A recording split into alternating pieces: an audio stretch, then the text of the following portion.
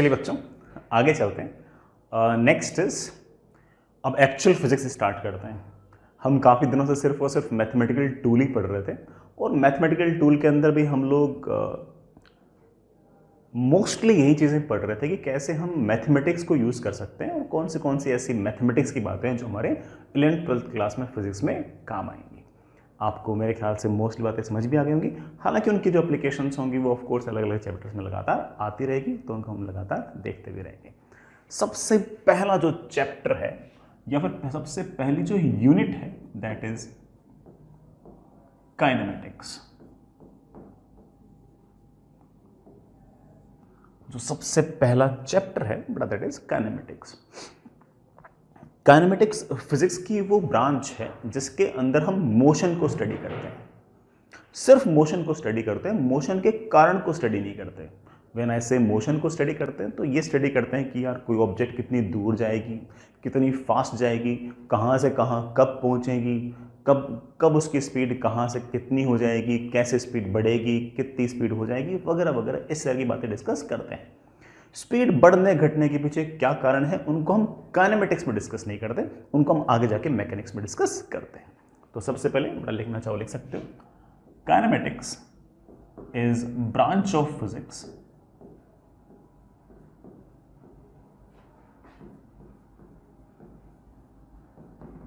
which deals with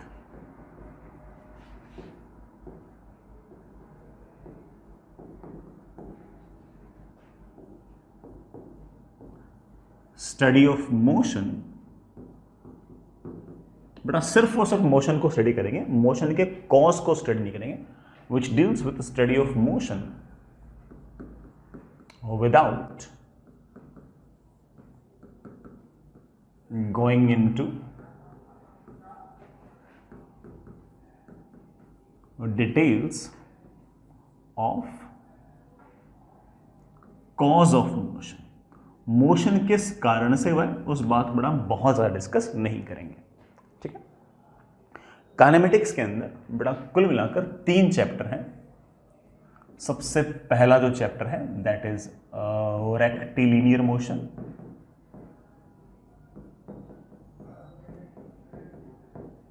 rectilinear motion के अंदर हम सिर्फ और सिर्फ स्ट्रेट लाइन मोशन या फिर 1 डायमेंशनल मोशन ही स्टडी करते हैं। Next chapter is projectile motion. बच्चों प्रोजेक्टाइल मोशन के अंदर हम लोग एक प्लेन के अंदर मतलब 2 डायमेंशन के अंदर किसी ऑब्जेक्ट का मोशन कैसा होता है उसको डिस्कस करते हैं। It is 2D motion. And next is relative motion. Next is relative motion. Relative motion के अंदर हम किसी भी ऑब्जेक्ट को ग्राउंड की बजाय किसी और ऑब्जर्वर के रेस्पेक्ट में देखने की कोशिश करते हैं। जब भी आप रिलेटिव मोशन स्टार्ट करें, बड़ा ये एल है, जब भी आप रिलेटिव मोशन स्टार्ट करें उससे पहले हमने जो कुछ वेक्टर्स में पढ़ा है उसको एक बार रिवाइज जरूर करें। बड़ा उसको एक बार रिवाइज जरूर करें, आपके काम आ सकता है, बड़ा आपके काम आ सकता है, ठीक है। चलिए बेटा सबसे पहले हमारा सबसे पहला चैप्टर यूज स्टार्ट करते हैं दैट इज रेक्टिलिनियर मोशन। हालांकि बेटा इसके अंदर हम बहुत सारे डेफिनेशंस वगैरह ऐसे सीखेंगे जो हमारे आगे वाले चैप्टर्स में भी काम आएंगे। तो सबसे पहले रेक्टिलिनियर मोशन, नाम से आइडिया लग गया होगा कि इसके अंदर हम सिर्फ और सिर्फ स्ट्रेट लाइन मोशन को ही स्टडी करेंगे। हम 2 डायमेंशनल मोशन या फिर 3 डायमेंशनल मोशन को कंसिडर नहीं करेंगे। हालांकि 2 डायमेंशनल या फिर 3 डायमेंशनल मोशन की जो थ्योरी है वो रेक्टिलिनियर मोशन की थ्योरी का ही एक तरह से एक्स्ट्रापोलेशन है, ठीक। बट स्टिल एक लाइन लिखिए बड़ा, rectilinear motion means motion in 1 dimension. When I say 1 dimension, I mean I am talking about motion in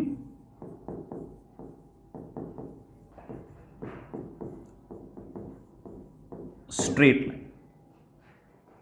Motion in straight line. ठीक है बच्चों, अब सबसे पहली डेफिनेशन हम डिस्कस करते हैं रेस्ट एंड मोशन को। सबसे पहले बेटा मैं डिफाइन कर रहा हूं रेस्ट को। कोई भी ऑब्जेक्ट रेस्ट पे है, इस बात का मतलब ये है कि ऑब्जर्वर के रेस्पेक्ट में, मतलब जो कोई देख रहा है उसके रेस्पेक्ट में उसकी पोजीशन फिक्स है। जैसे मेरे रेस्पेक्ट में, जैसे बेटा मान लीजिए कि मेरे रेस्पेक्ट में इस पेन की पोजीशन फिक्स है, इस पेन की पोजीशन फिक्स है, इस पेन की पोजीशन फिक्स है। इट मीन्स दैट कि मेरे रेस्पेक्ट में ये पेन रेस्ट पे है। अगर इस पेन की पोजीशन मेरे रेस्पेक्ट में चेंज हुई, पहले यहाँ फिर यहाँ फिर यहाँ, तो मैं कहूँगा कि ऑफ कोर्स ये आपके रेस्पेक्ट में मोशन में। So if some object is in rest, it means that if position of an object remains unchanged with respect to observer, then it is at rest, of course with respect to observer। ये बार बार बेटा मैं with respect to observer क्यों बोल रहा हूँ ये मैं समझाऊंगा, एक बार रुक जाओ। चलिए अगले पेज पे आते हैं। Next is motion. कोई ऑब्जेक्ट मोशन में है, इस बात का अर्थ ये है कि उस ऑब्जेक्ट की पोजीशन ऑब्जर्वर के रेस्पेक्ट में लगातार समय के साथ चेंज हो रही है। सिंपल लिखना चाहो लिख सकते हो। If position of an object is changing with respect to observer, then if position of an object is changing with respect to observer, then it means that object is in motion. Object is in motion, of course again with respect to observer। ठीक है बेटा, जैसे मान लीजिए कि बेटा यहां कहीं आपके पास कोई ना कोई ऑब्जर्वर है, उसके रेस्पेक्ट में बेटा मान लीजिए कि पहले ऑब्जेक्ट यहाँ थी, फिर यहाँ से चलते चलते बेटा ऑब्जेक्ट यहाँ पहुँच गई। तो पहले पोजीशन ये थी, मैं इसको इनिशियल पोजीशन लिख दूँ, ये बेटा इसमें लिख दे फाइनल पोजीशन। तो इट मीन्स दैट कि position of object is changing with respect to observer, it means that this object is in motion with respect to observer. Simple, ठीक है। मैं यहाँ पर एक दो बातें और बोलूँगा कि रेस्ट एंड मोशन जो है, कोई ऑब्जेक्ट रेस्ट पे है या मोशन पे है, ये सिर्फ और सिर्फ उस ऑब्जेक्ट पर डिपेंड नहीं करता, ये इस बात पर भी डिपेंड करता है कि ऑब्जर्वर कौन है। तो अब लिखना इस बात को एक बार कि rest and motion are properties of object as well as observer. साथ ही साथ बेटा ऑब्जर्वर की प्रॉपर्टी भी होती है। कैसे? सुनिए बेटा, मैं एक छोटे से एग्जांपल से मैं आपको बात समझाने की कोशिश करता हूं।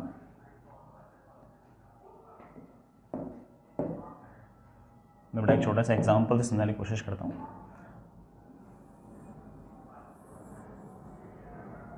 बेटा मान लीजिए कि आपके पास कोई ट्रेन का डब्बा है और इस ट्रेन के डब्बे के अंदर कोई दो बालक हैं। ये बालक ट्रेन में अपनी सीट पर बैठा है, ये बालक ए है। ये दूसरा बालक है, ये बड़ा ट्रेन में अपनी सीट पर बैठा है। ये कोई बालक सी है जो इन दोनों को सी ऑफ करने आया है। ठीक है, स्टेशन की बात है। स्टेशन पे ये ट्रेन है, ट्रेन के अंदर दो बालक हैं ए और बी। चलो पहिए भी लगाता हूँ। ठीक है, ये दोनों बालक हैं ए और बी।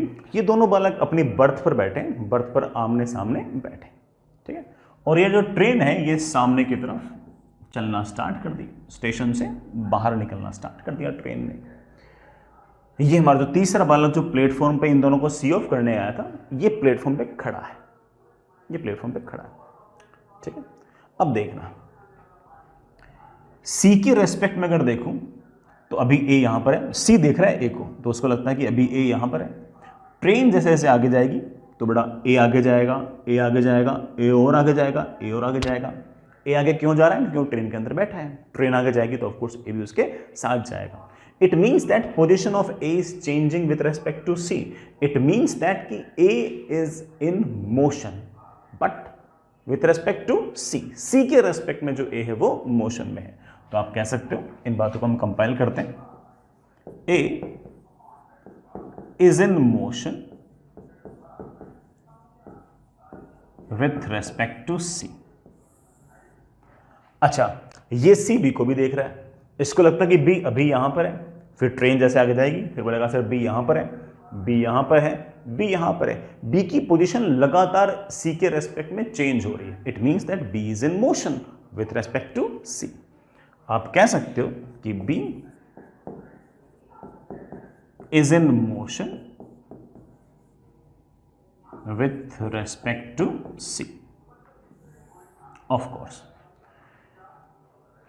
ए अगर बी को देखेगा, ए और बी दोनों बर्थ पर आमने सामने बैठे हैं, ए अगर बी को देखता है तो उसे लगता है कि यार बी तो रेस्ट पे है, बी की पोजीशन तो मेरे रेस्पेक्ट में चेंज हो ही नहीं रही है। भले ही ट्रेन आगे जा रही हो, लेकिन ए को लगेगा कि अरे बी तो मेरे जस्ट सामने 3 फीट आगे तो बैठा है, अभी भी 3 फीट आगे बैठा है, अभी भी 3 फीट आगे बैठा है और अभी भी 3 फीट आगे बैठा है। इसका मतलब the position of B is not changing with respect to A. It means that B is at rest with respect to A. B जो है वो रेस्ट पे है, किसके रेस्पेक्ट में? ए के रेस्पेक्ट में। तो आप कह सकते हो कि B is at rest with respect to A. यही हाल ए का है।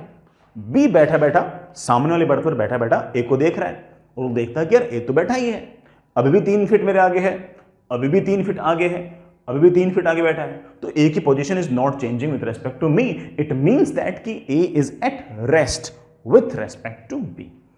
It means that A is at rest with respect to B. B के रेस्पेक्ट में जो ए है वो रेस्ट पे है। इसका मतलब ये जो ए है ये मोशन में भी है और ए रेस्ट पे भी है। एक ही ऑब्जेक्ट रेस्ट में भी हो सकती है और मोशन में भी हो सकती है, डिपेंडिंग ऑन उसको कौन देख रहा है। सी देखता है तो बोलता है कि ए मोशन में है और बी देखता है तो बोलता है कि ए आपका रेस्ट पे है। तो इट मींस दैट कि आपका रेस्ट और मोशन जो वो सिर्फ और सिर्फ ऑब्जेक्ट की अकेले की प्रॉपर्टी नहीं है, ऑब्जेक्ट के साथ साथ वो ऑब्जर्वर की प्रॉपर्टी भी है। यूनिवर्सल स्टेटमेंट नहीं कि ये चीज रेस्ट पे है।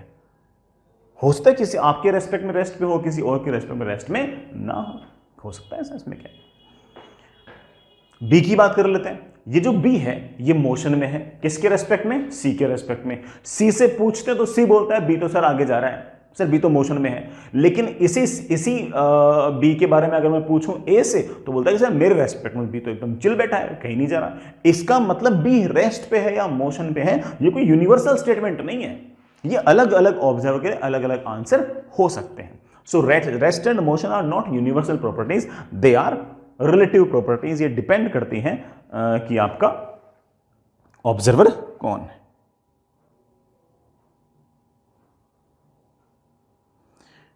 ठीक है बेटा, आगे चलते हैं।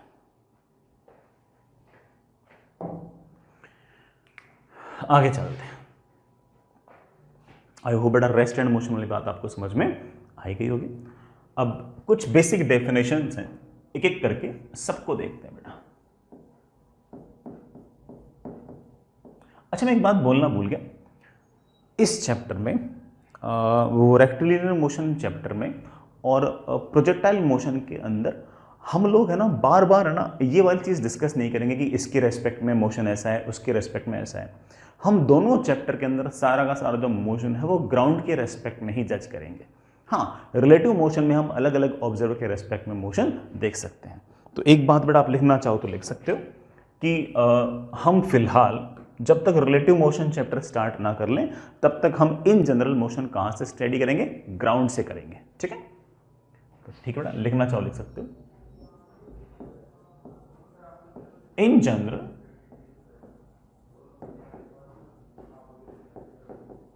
motion is studied with respect to ground।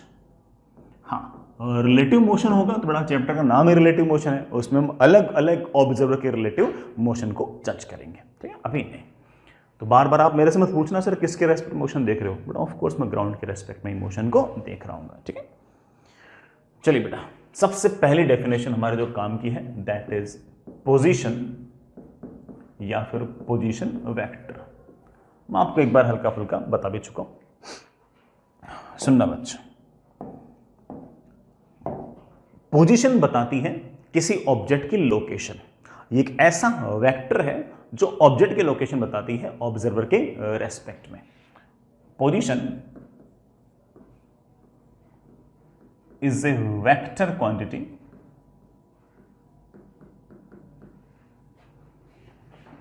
which tells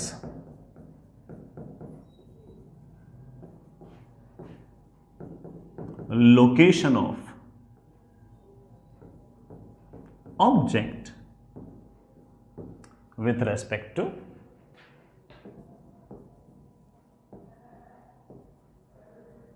observer। Observer के रेस्पेक्ट में ऑब्जेक्ट की लोकेशन बता।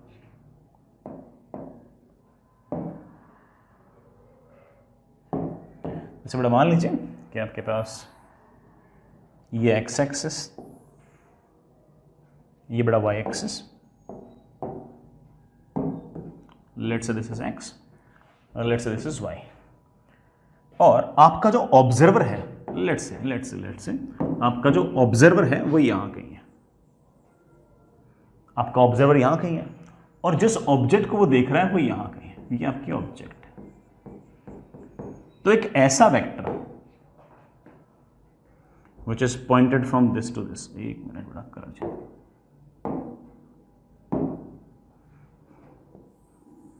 ये वाला जो वेक्टर है, this vector is your position vector. This vector is your position vector. This is your position या फिर position vector। इसकी टेल कहां होगी, हेड कहां होगी, सुनना बेटा। R वेक्टर की tail, its tail is of course at observer।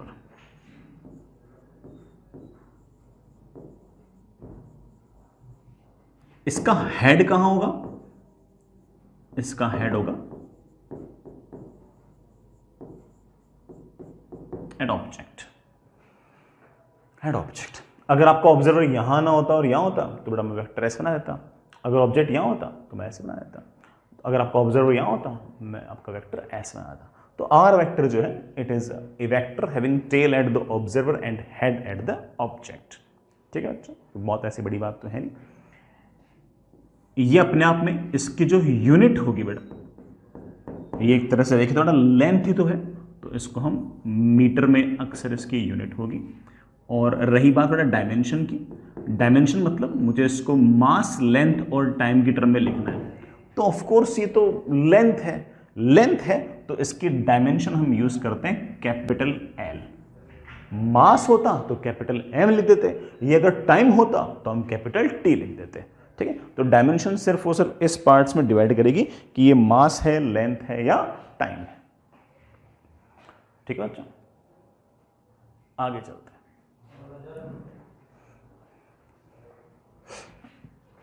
आसान से काम बेटा। नेक्स्ट,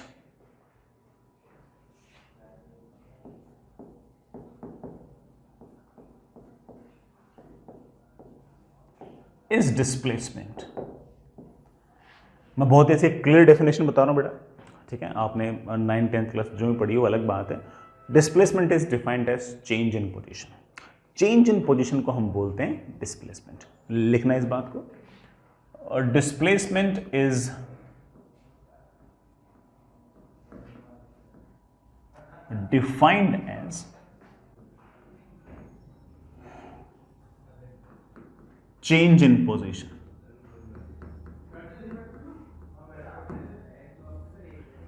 चेंज इन पोजीशन को बड़ा हम क्या बोलेंगे? डिस्प्लेसमेंट। जैसे मान लो बच्चों कि दिस इज एक्स एक्सिस,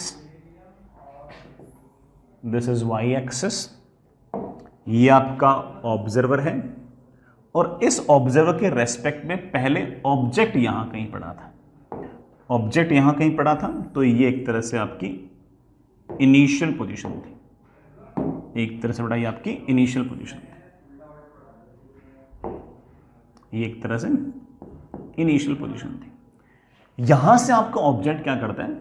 ऐसे किसी रैंडम पाथ पे चलते चलते चलते यहां कहीं पहुंच जाता है। ये इनिशियल पोजीशन, ये इसकी फाइनल पोजीशन। अब किस रास्ते से जा रहा है वो रास्ता हमारे लिए इतना इंपॉर्टेंट नहीं है, तो इनिशियली यहां कहीं है, फाइनली आपका बड़ा पार्टिकल चलते चलते यहां पहुंचा, ये फाइनल पोजीशन है, ये बड़ा आपकी फाइनल पोजीशन है। फाइनल पोजीशन को मैं ऐसे आर एफ वेक्टर लिख रहा हूं, तो initially object is here and finally it is here. Now how did we define displacement? हमने डिस्प्लेसमेंट को, बड़ा मैं डिस्प्लेसमेंट को एस लिख दूं, ठीक है, आगे से याद रखना, एस मतलब displacement. Displacement is defined as change in position. Change always means final minus initial. Change बेटा हमेशा क्या होता है? Final minus initial.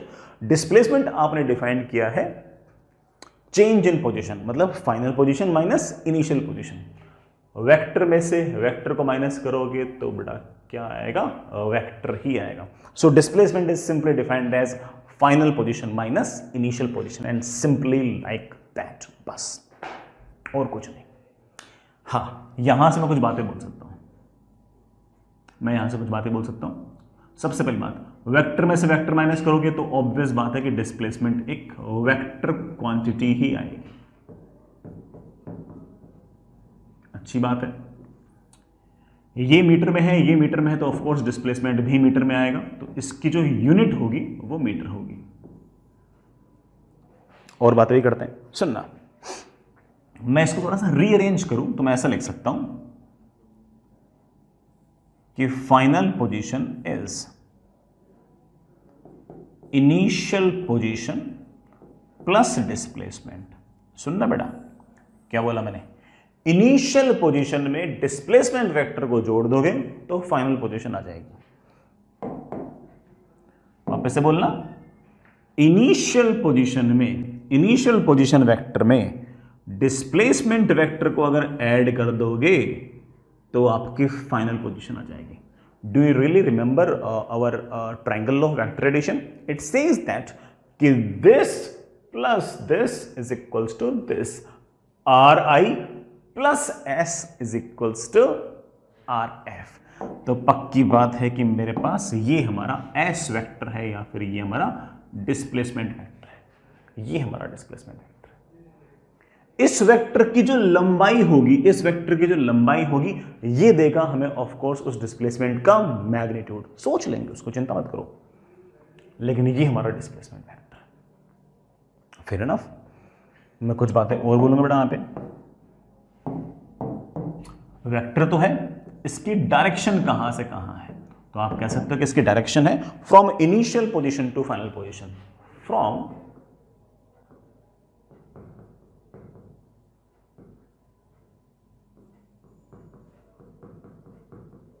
initial position to final position। बेटा ये from initial position to final position अगर शब्द समझ में ना आया तो मैं एक तरीके से और बोल दूं कि इस डिस्प्लेसमेंट वेक्टर की जो टेल होगी वो आपकी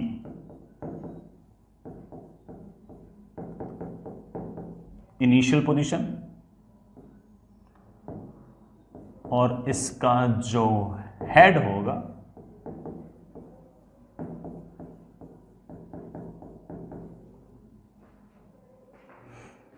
वो फाइनल पोजीशन पे। इस वेक्टर के टेल इनिशियल पोजीशन पे, हेड आपकी फाइनल पोजीशन पे।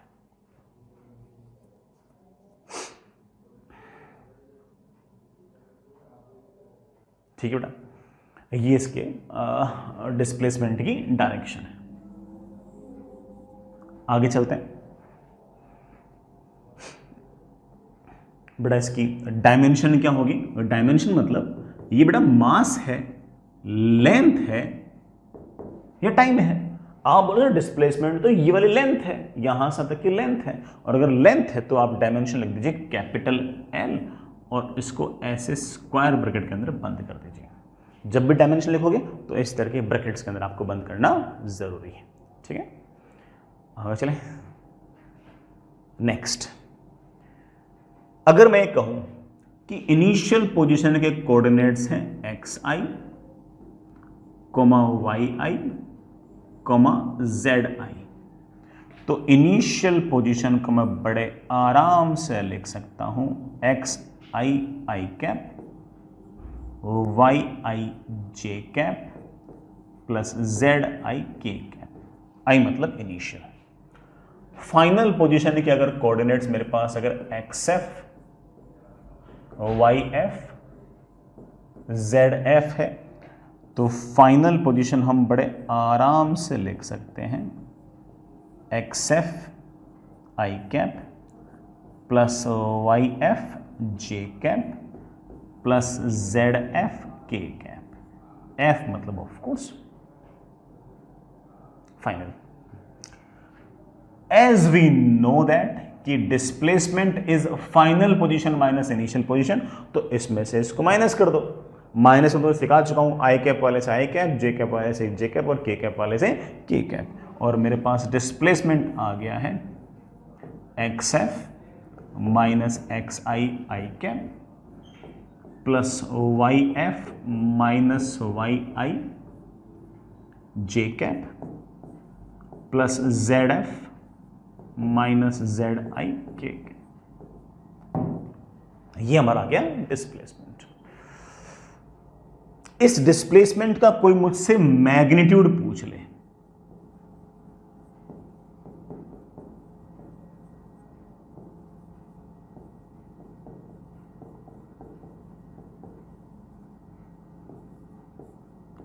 बड़ा मैं आपको मैग्नीट्यूड निकालना सिखा चुका हूं। अंडर रूट ऑफ इसका स्क्वायर प्लस इसका स्क्वायर प्लस इसका स्क्वायर, तो X F minus x I का whole square Y F minus Y I का whole square plus Z F minus Z I का होल स्क्वायर। ये हमारे डिस्प्लेसमेंट का मैग्नीट्यूड है। और तो और किसी ने अगर मुझे डिस्प्लेसमेंट की तरफ यूनिट वेक्टर पूछ लिया तो मैं वेक्टर को किससे डिवाइड कर दूंगा? उसके मैग्नीट्यूड से। हम सवाल भी कर लेंगे, पहले बेटा अपन नोट्स तो बना ही लें। ठीक है बेटा, पेज पूरा हो गया, लेकिन बेटा बातें पूरी नहीं हुई है, तो मैं नया पेज यूज कर रहा हूँ। ठीक है, मैं इन्हीं बातों को आगे भी लिखता रहूंगा। आप तो बेटा ठीक है, आपका पेज तो कंप्लीट नहीं होगा, तो आप तो उसी पेज में लिख सकते हैं, कोई दिक्कत नहीं है ना।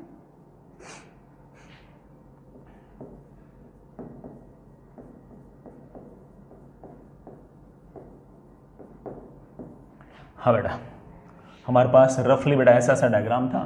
कोई पार्टिकल बेटा इनिशियली यहाँ पे था, ये आपकी इनिशियल पोजीशन, फिर यूं चलते चलते बेटा यहाँ कहीं गया, ये आपकी फाइनल पोजीशन। ठीक है, यही था ना, और ये आपका डिस्प्लेसमेंट वेक्टर था। ठीक है, अब सुनना बेटा अगली बात, ध्यान से देखो। तो हमारा डिस्प्लेसमेंट इस बात पर डिपेंड नहीं करता कि रास्ता क्या है, वो सिर्फ और सिर्फ इस बात पर डिपेंड करता है कि इनिशियल पोजीशन क्या है और फाइनल पोजीशन क्या है। अगर मान लो कि मेरा डिस्प्लेसमेंट, अगर मान लो कि मेरा रास्ता ये होता, लेकिन मैं इस रास्ते से यूं चलते चलते चलते चलते वहीं पर वापस पहुंच जाता, तो डिस्प्लेसमेंट क्या होता? डिस्प्लेसमेंट अब भी ये होता। डिस्प्लेसमेंट इस बात पर डिपेंड नहीं कर रहा कि रास्ता क्या है, वो सिर्फ और सिर्फ इस बात पर डिपेंड कर रहा है कि आपका इनिशियल पोजीशन क्या है और फाइनल पोजीशन क्या है। तो आप लिखना चाहो तो लिख सकते हो, displacement depends on initial and final position, but doesn't depend on path followed. किस रास्ते से बेटा आप यहां पर पहुंचे उस रास्ते का कोई बहुत ज्यादा रोल नहीं है, doesn't depend on path forward, बेटा पाथ पर डिपेंड नहीं करता है। अच्छा एक बात और, मान लीजिए कि बेटा आप यूं चलते चलते चलते चलते चलते चलते यहीं पहुंच गए, इसको बोलते हैं क्लोज्ड पाथ। क्या बोलते हैं बेटा? Closed path. जहां से चले थे वहीं पहुंच गए, जहां से चले थे वहीं पहुंच गए, तो इनिशियल पोजीशन भी वही हो गई और फाइनल पोजीशन भी वही हो गई। इनिशियल पोजीशन फाइनल पोजीशन अगर सेम हो गई तो डिस्प्लेसमेंट तो होता है final position minus initial position. दोनों अगर सेम हो गई तो ऑफ कोर्स आपका डिस्प्लेसमेंट हो जाएगा जीरो, और बेटर वर्ड्स में आप कह सकते हो कि सर डिस्प्लेसमेंट मेरे पास हो गया नल वेक्टर या जीरो वेक्टर। तो आप कह सकते हो कि इन ए क्लोज्ड पाथ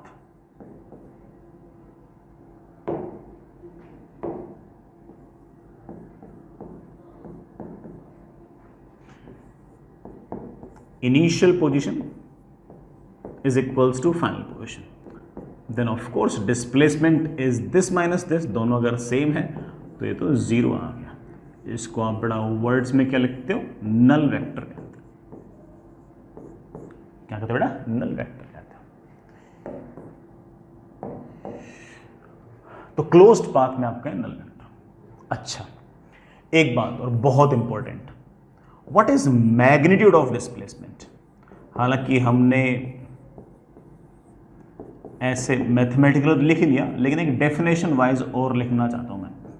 अगर कोई मुझसे पूछे कि मैग्नीट्यूड ऑफ डिस्प्लेसमेंट क्या है, तो मैं ये कहूंगा कि इनिशियल पोजीशन और फाइनल पोजीशन के बीच की जो शॉर्टेस्ट डिस्टेंस है, this length is the displacement का magnitude. This is not displacement, this is magnitude of displacement, क्योंकि डिस्प्लेसमेंट तो वेक्टर क्वांटिटी है, तो सिर्फ लेंथ कैसे हो सकती है? उसके साथ डायरेक्शन भी होनी चाहिए। तो मैंने क्या कहा कि ये लेंथ क्या है? ये लेंथ है डिस्प्लेसमेंट का मैग्नीट्यूड। तो आप कहना चाहो तो कह सकते हो कि magnitude of displacement is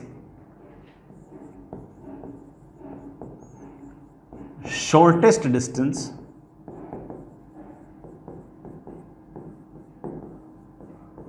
between initial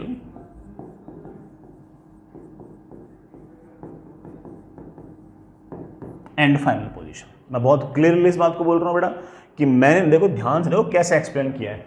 displacement मैंने ऐसे डिफाइन किया कि change in position, position vector, position vector, position vector में से पोजीशन वेक्टर माइनस करोगे तो ऑफ कोर्स डिस्प्लेसमेंट एक वेक्टर आएगा। अब मैं क्या डिफाइन कर रहा हूं? अब मैं डिस्प्लेसमेंट डिफाइन नहीं कर रहा हूं, डिस्प्लेसमेंट का मैग्नीट्यूड डिफाइन कर रहा हूं। और वो क्या कर रहा हूं कि इनिशियल पोजीशन और फाइनल पोजीशन के बीच की जो शॉर्टेस्ट डिस्टेंस है उसको हम क्या बोलेंगे?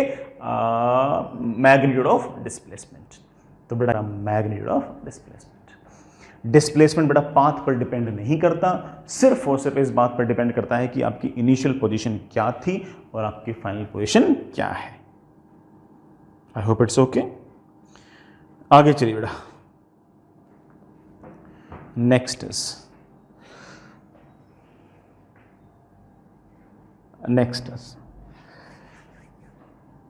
कुछ सवाल करते हैं।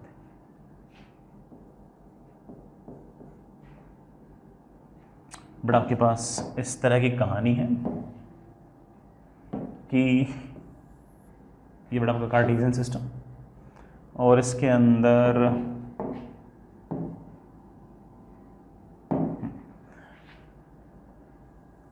कोई पार्टिकल बड़ा शुरुआत में यहाँ कहीं था और यहाँ पर इसकी पोजीशन थी 8, 2, -3। सब कुछ बड़ा मीटर्स में है, ठीक है। उसके बाद बड़ा ये वाला पार्टिकल जो है ये ऐसे किसी रैंडम पाथ पे यूं चलते यहाँ पहुँच गया, और इसकी जो फाइनल पोजीशन है वो ऐसे है। ये इसकी फाइनल पोजीशन है। यहाँ के जो कोऑर्डिनेट्स हैं वो मुझे दे रखे हैं।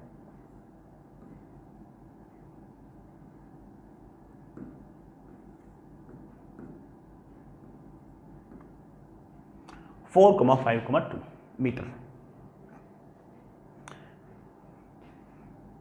इस किसी रैंडम पाथ से है बेटा,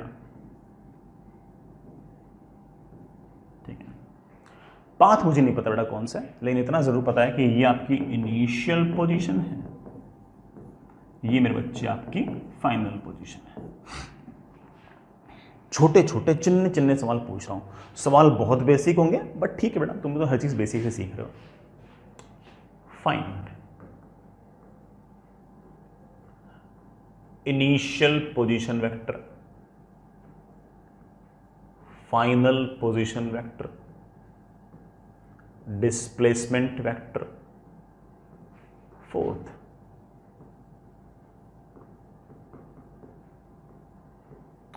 magnitude of displacement. And fifth, unit vector along displacement. छोटे छोटे चिन्ने चिन्ने से सवाल हैं आपके लिए, बिल्कुल हल्के फुल्के सवाल। मुझे तो लगता है कि आप लोगों ने लिखना स्टार्ट भी कर दिया होगा। इनिशियल पोजीशन, एक्स एक्सिस के अलोंग है 8 तो 8 आई कैप, वाई एक्सिस के अलोंग है 2 तो 2 जे कैप, z के अलोंग है -3 तो -3 k cap, of course metre. What is final position? Similarly, final position is 4i cap plus 5j cap plus 2k cap meter. What is displacement? Displacement is final position minus initial position. Displacement को कोई फर्क नहीं पड़ता कि आप किस रास्ते से आओ, उसको सिर्फ इनिशियल पोजीशन चाहिए और फाइनल पोजीशन आए। रास्ता आप उसको ना बताओगे तब भी चलेगा। Displacement is this minus this, 4 minus 8 minus 4, 5 minus 2, 3j cap, 2 minus minus 3 plus 5k cap। Metre को में से अगर माइनस करूंगा तो मीटर ही आएगा। ये आपका डिस्प्लेसमेंट का वेक्टर फॉर्म आ गया। मुझसे पूछा गया है कि डिस्प्लेसमेंट का मैग्नीट्यूड क्या है, तो that is of course root of, बड़ा करना, -4 का स्क्वायर +3 का स्क्वायर +5 का square. I think root 50 metre आ गया होगा, है ना। इसका आप बड़ा लिखना चाहो तो 5√2 भी लिख सकते हो।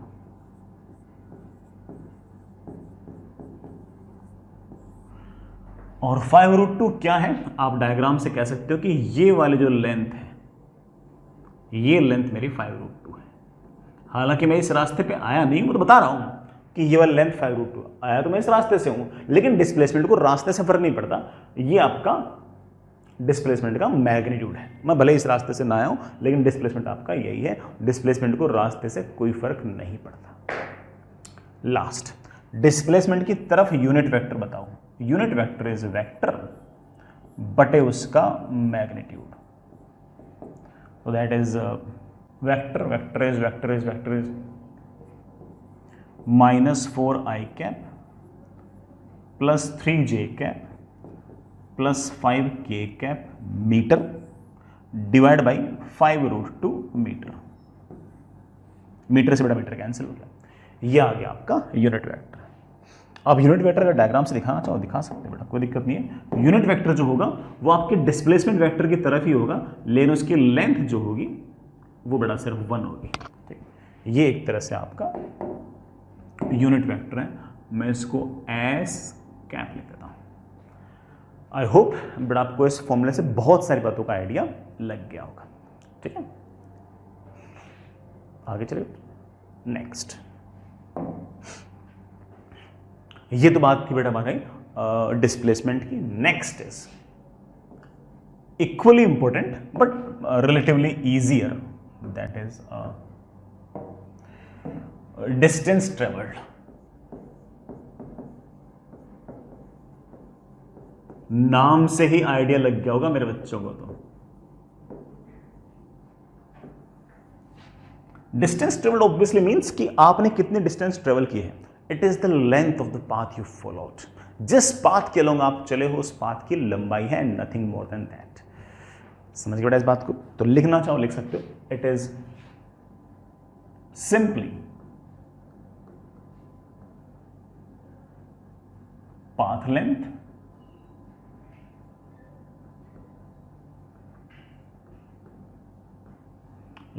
of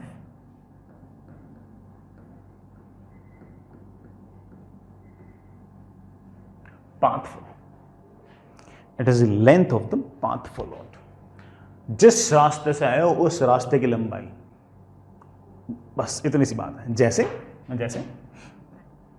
बट मान लीजिए कि आपके पास ये वाई एक्सेस की एक्स एक्सेस, कोई पार्टिकल पड़ा पहले यहाँ कहीं था, फिर वो पार्टिकल यहाँ कहीं पहुंच गया।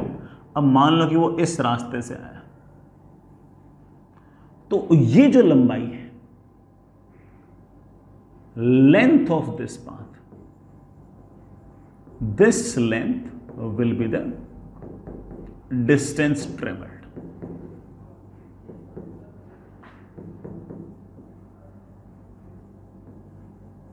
Will be the distance travelled.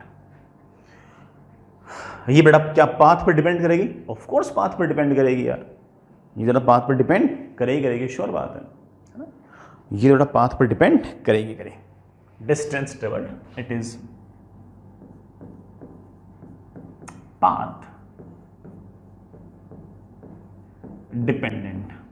Length है, लेंथ तो ऑब्वियस बात है, लेंथ है तो इसकी स्टैंडर्ड इंटरनेशनल यूनिट जो होगी वो मीटर में होगी।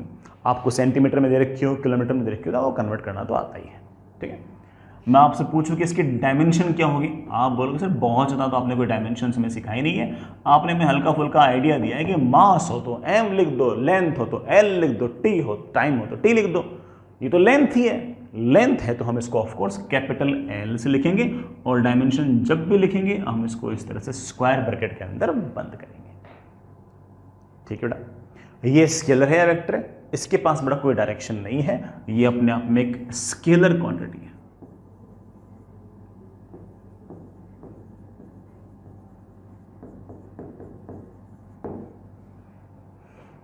ये अपने आप में एक स्केलर क्वांटिटी, ये अपने आप में एक स्केलर क्वांटिटी है। अब एक छोटा सा कंपैरिजन और कर लेते हैं कि डिस्टेंस ट्रेवल्ड बड़ी होगी या डिस्प्लेसमेंट बड़ा होगा। आप मनी मन सोच लो बेटा कि डिस्टेंस बड़ी होगी या डिस्प्लेसमेंट बड़ा होगा, ठीक है, आप सोच लो एक बार, फिर मैं जवाब दूंगा। अब सच क्या है सुनना, डिस्टेंस को और डिस्प्लेसमेंट को हम कंपेयर ही नहीं कर सकते। कम ज्यादा होना तो अलग बात है, कंपेयर ही नहीं कर सकते। सर क्यों नहीं कर सकते? बेटा डिस्टेंस ट्रेवल्ड एक स्केलर क्वांटिटी है और डिस्प्लेसमेंट एक वेक्टर क्वांटिटी है। वेक्टर को और स्केलर्स के बीच में हम इस तरह कोई इनइक्वालिटी नहीं लगा सकते। So I am stating it very clearly, और डिस्प्लेसमेंट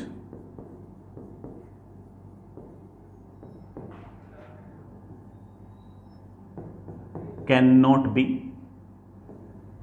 कंपेयर्ड। बेटा कंपेयर्ड मतलब इनइक्वालिटी, कौन सा बड़ा है कौन सा छोटा है, कैन नॉट बी कंपेयर्ड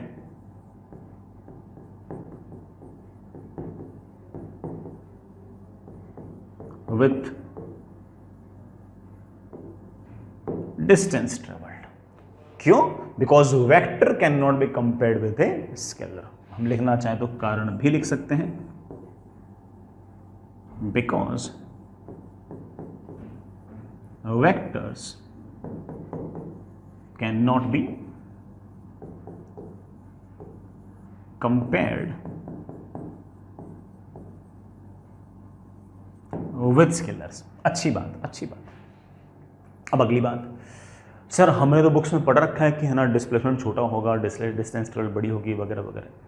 वो आपने है ना डिस्प्लेसमेंट और डिस्टेंस ट्रेवल को कंपैरिजन नहीं पढ़ रखा आपने पढ़ा है डिस्प्लेसमेंट के मैग्नीट्यूड और डिस्टेंस ट्रेवल के बीच में। तो मैं आपको बहुत क्लियरली बोल दूं कि आपका जो डिस्प्लेसमेंट का मैग्नीट्यूड है,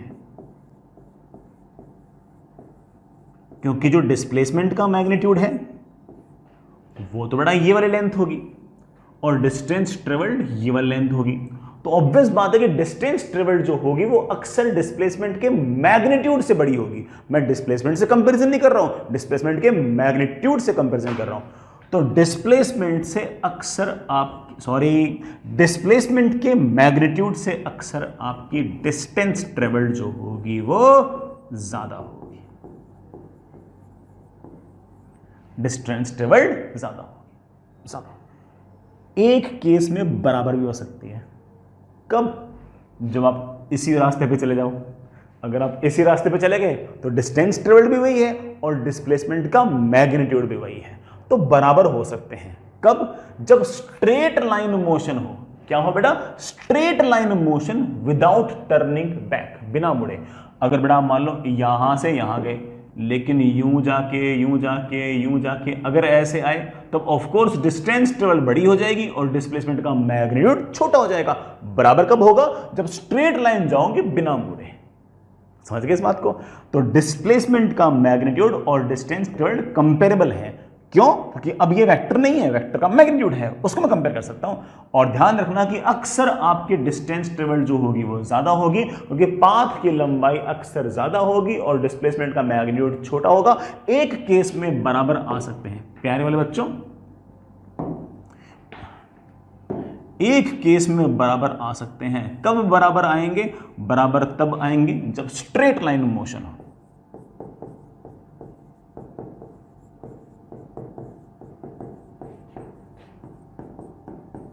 स्ट्रेट लाइन होगी कौन सा? बिना मुड़े।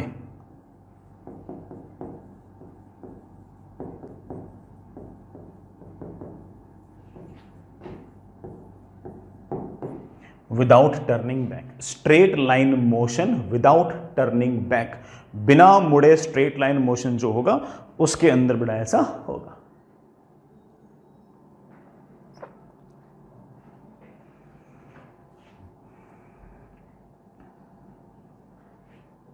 I hope it's okay.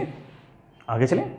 चलिए बच्चों सवाल करते हैं। बढ़िया बढ़िया मचाओ मचाओ सवाल करते हैं, आपको बड़ा अच्छे लगेंगे।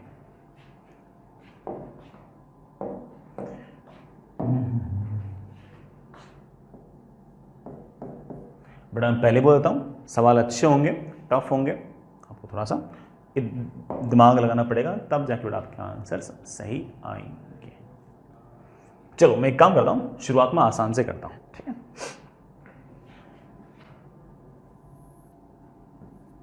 ये बड़ा एक्स एक्सिस है, ये वाई एक्सिस है। एक बॉल बेटा यहां कहीं है, इस बॉल को मैंने ऐसे ऊपर की तरफ फेंक दिया। ये बॉल बेटा पहले ऊपर जाती है, ऊपर जाती है, ऊपर जाती है, फिर पलट के वापस नीचे आती है, नीचे आती है, नीचे आती है, नीचे आती है, नीचे आती है, नीचे आती है, नीचे आती है, नीचे आती है, नीचे आती है और यहां गिर जाती है, जस्ट उसके नीचे गिर जाती है, ठीक है? जहां से फेंका था बेटा वहां से 5 मीटर ऊपर तक जाती है, फिर उसके बाद 20 मीटर नीचे आती है। ये स्ट्रेट लाइन मोशन तो है, लेकिन विथ टर्निंग बैक। बेटा आपका पार्टिकल, आपकी बॉल पलटी है, तो ऑफ कोर्स डिस्टेंस ट्रेवल्ड जो होगी वो ज्यादा होगी और डिस्प्लेसमेंट का मैग्नीट्यूड कम होगा।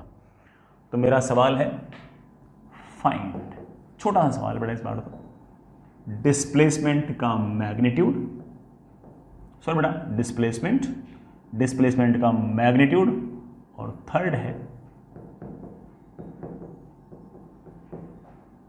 Distance travelled. सबसे पहले डिस्प्लेसमेंट का मैग्नीट्यूड अभी करते हैं यार। डिस्प्लेसमेंट के मैग्नीट्यूड के अंदर तो बेटा हम लोड लेते ही नहीं है, मुझे नहीं मतलब किस रास्ते से आई है, ना ना ना ना। डिस्प्लेसमेंट और डिस्प्लेसमेंट के मैग्नीट्यूड के लिए तो मुझे इनिशियल पोजीशन चाहिए और फाइनल पोजीशन चाहिए, बस ये है मेरा डिस्प्लेसमेंट। बाकी सब बातें फालतू है मेरे लिए, मुझे नहीं रास्ते से मतलब है, मुझे रास्ते से कोई मतलब नहीं है।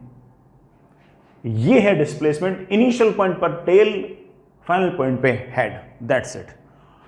नीचे की तरफ 20 मीटर, तो आप बोलोगे सर 20 मीटर डिस्प्लेसमेंट है नीचे की तरफ, इधर की तरफ आई कैप, इधर की तरफ जे कैप, तो नीचे की तरफ माइनस जे कैप। कितना प्यारा सा आंसर आ गया। कोई मुझसे पूछेगा कि डिस्प्लेसमेंट की वैल्यू क्या है, तो मैं बोलूंगा माइनस जे कैप मीटर्स। किसी ने अगर मुझसे पूछा कि सर डिस्प्लेसमेंट का मैग्नीट्यूड क्या है, 20 मीटर, डिस्प्लेसमेंट का मैग्नीट्यूड तो 20 मीटर है। हाँ, माइनस जे कैप तो बड़ा सिर्फ और सिर्फ डायरेक्शन बताना था आपको। मनी what is the distance travelled? Distance travelled 5 metre ऊपर गया, 5 मीटर नीचे आया, 10 तो ये हो गया, फिर 20 और नीचे आया, 5 मीटर ऊपर गया, फिर 5 मीटर यहाँ तक आया, फिर 20 मीटर यहाँ तक आया। अरे डिस्टेंस ट्रेवल कितनी हो गई? 30 मीटर। या फिर ऐसे बोल दो कि सर 5 मीटर ऊपर गया, फिर यहाँ से यहाँ 25 मीटर नीचे आया, तो डिस्टेंस ट्रेवल्ड कितनी आ गई? 30 मीटर। सर डिस्टेंस ट्रेवल्ड जो है वो डिस्प्लेसमेंट के मैग्नीट्यूड से बड़ी आ रही है। हाँ बेटा बड़ी आ रही है, क्या दिक्कत है आपके साथ? सर स्ट्रेट लाइन मोशन है। अरे स्ट्रेट लाइन तो है लेकिन विथ टर्निंग बैक, और जैसे ही टर्न बैक हो जाएगा उस केस में ऑफ कोर्स डिस्टेंस ट्रेवल्ड तो हमारे डिस्प्लेसमेंट के मैग्नीट्यूड से ज़्यादा आनी भी चाहिए और आ भी रही है कि नहीं? चलिए बच्चों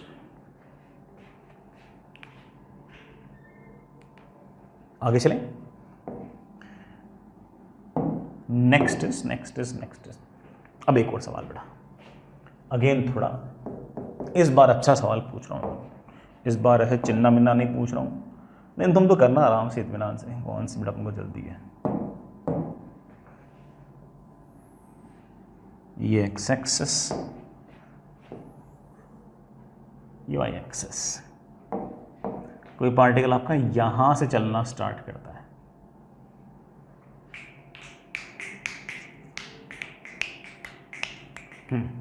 यहां से चलना स्टार्ट करता है और पहले वो यूं जाता है,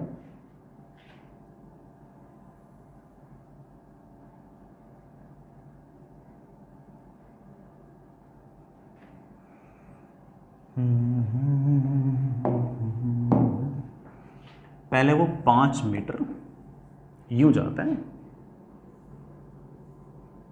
this angle is given as 53 degree. फिर उसके बाद क्या है,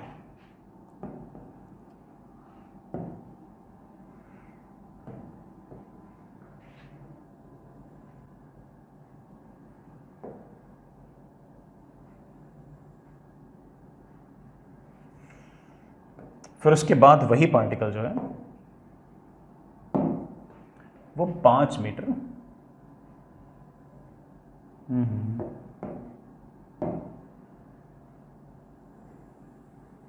यूं जाता है। पहले बेटा ये एंगल 53 था, अब बेटा ये एक्स एक्सिस के साथ एंगल 37 है। ये लेंथ 5 मीटर बेटा, ये लेंथ भी 5 मीटर।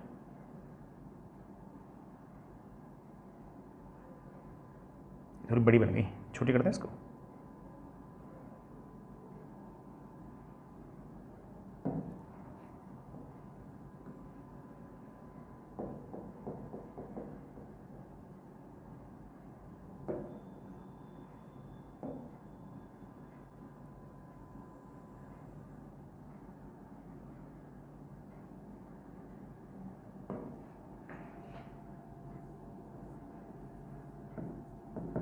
ये भी 5 मीटर, ये angle 37।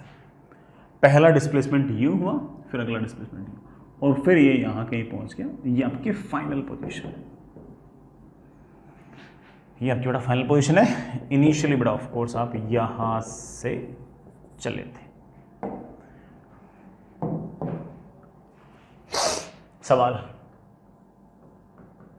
Find displacement vector, magnitude of displacement, and third one, the easiest of all,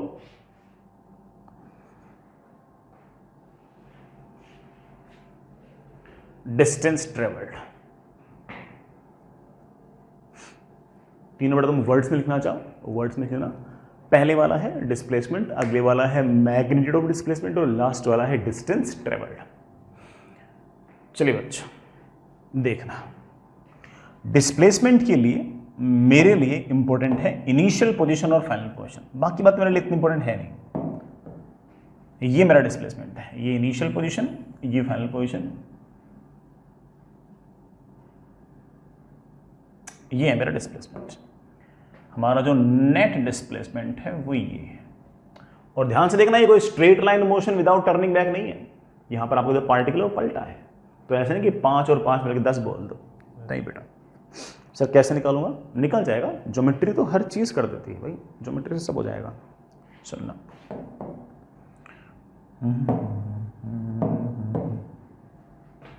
यहां से थोड़ा परपेंडिकुलर खींचिए,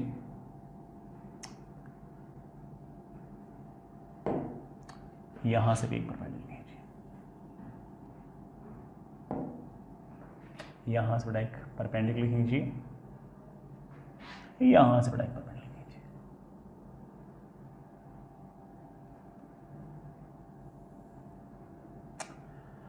सुनना बेटा, आसान आसान था सब कुछ।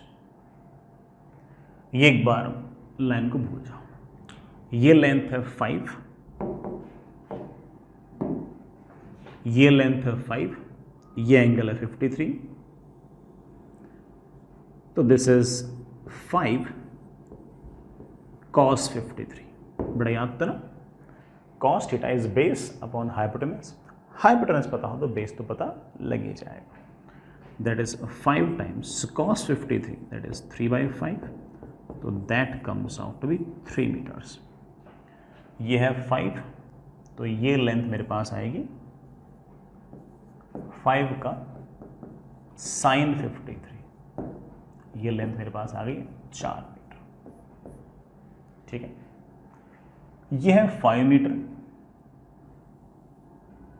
तो ये लेंथ आ गई है 5 का cos 37, मतलब 4 मीटर। ये लेंथ अगर 4 मीटर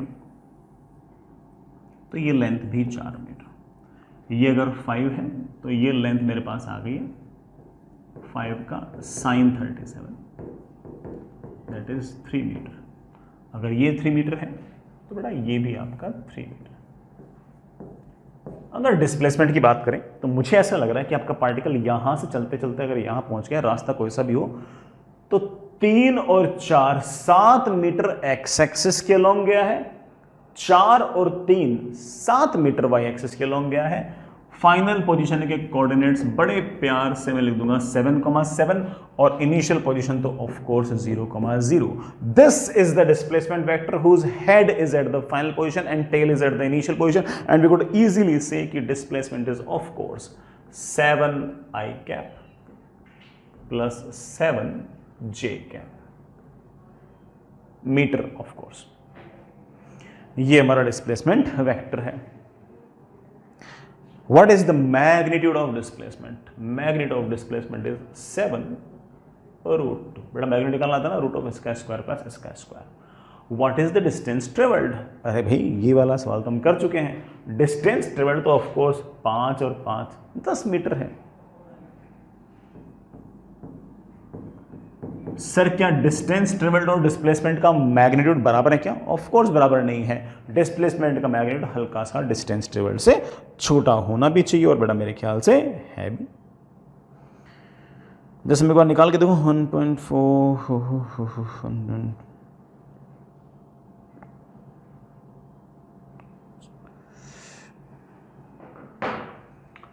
इसकी बड़ा वैल्यू लगभग 9.898 के आसपास आती है।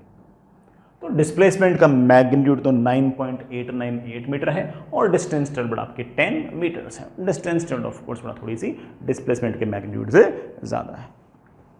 होने भी चाहिए, हमें ऐसे ज़्यादा ऐसे दिक्कत थोड़ी है कि नहीं बच्चों। ये रहा हमारा डिस्प्लेसमेंट और डिस्टेंस ट्रेवल्ड के बीच के बड़े अंतर। आगे चलें, नेक्स्ट आगे चलेगा next.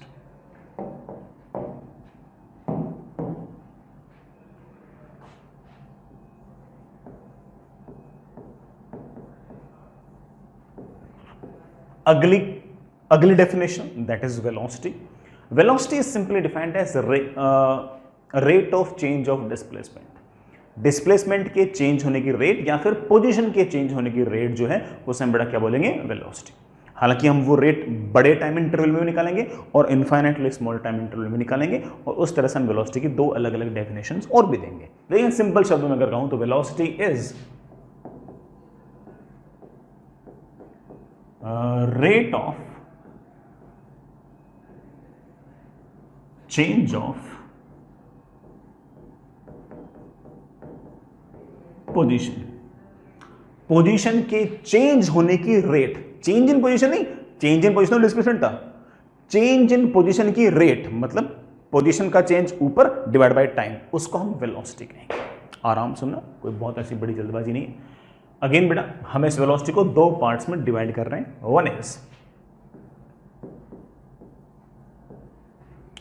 average velocity. The first one is average velocity.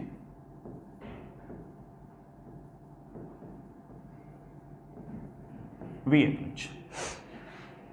क्या कहती बेटा ये, सुनिएगा बेटा। मान लीजिए कि आपके पास ये कार्टेशियन सिस्टम, इसके अंदर कोई पार्टिकल है ऐसा जो,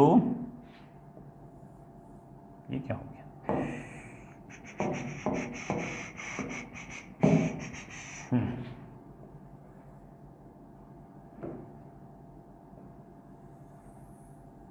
जो t इज इक्वल्स टू 0 पर यहां कहीं था,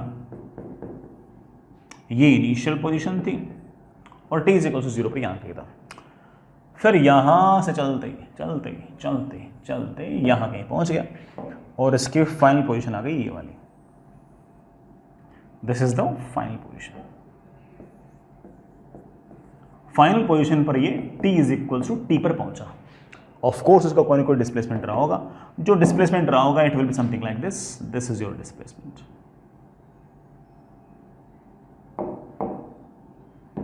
ये रहा आपका displacement. Now average velocity is simply defined as rate of change of position. हाँ, मैं एवरेज वेलोसिटी को बड़ा कैसे डिफाइन कर रहा हूं, जो मैंने कहा है वही मैं लिखूंगा। Average velocity is simply defined as rate of change of position. ऊपर तो आएगी चेंज इन पोजीशन, नीचे आएगा of course time taken. Change in position is also known as displacement. So it is basically displacement upon time. It is simply displacement upon time. Average हम अक्सर तब define करते हैं जब टाइम इंटरवल थोड़ा सा फाइनाइट हो, मतलब बड़ा टाइम इंटरवल हो। इनफाइनाइटली स्मॉल टाइम इंटरवल के लिए हम एवरेज शब्द यूज नहीं करेंगे, ठीक है। एवरेज वेलोसिटी ये रही। इसके बारे में कुछ बातें बोलना चाहो बड़ा बोल सकते हो। It is defined for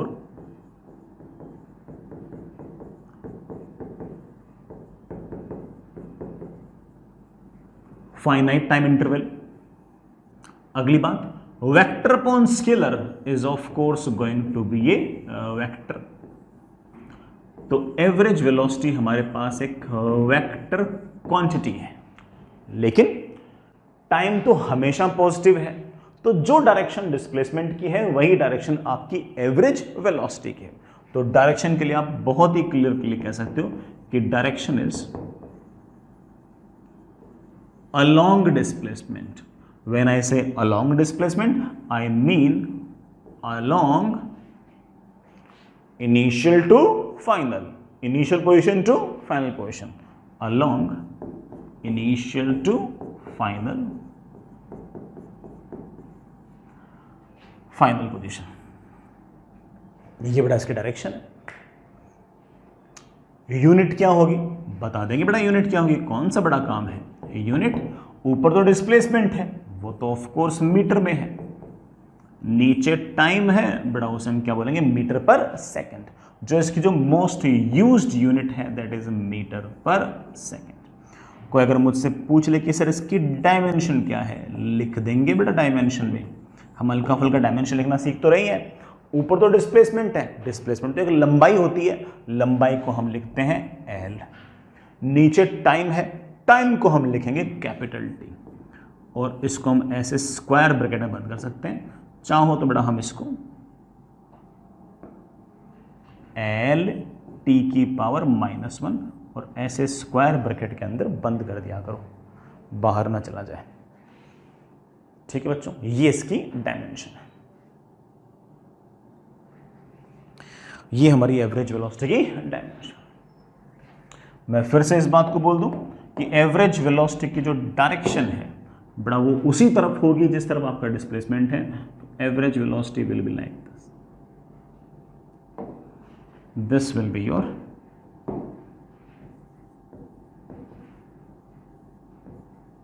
Let's say average velocity. Average velocity will be like this. This will be the average velocity.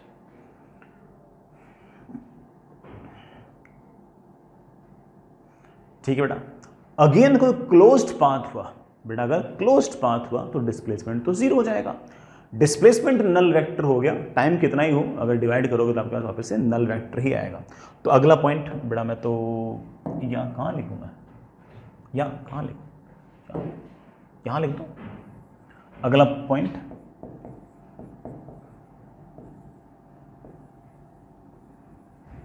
In a closed path average velocity will be 0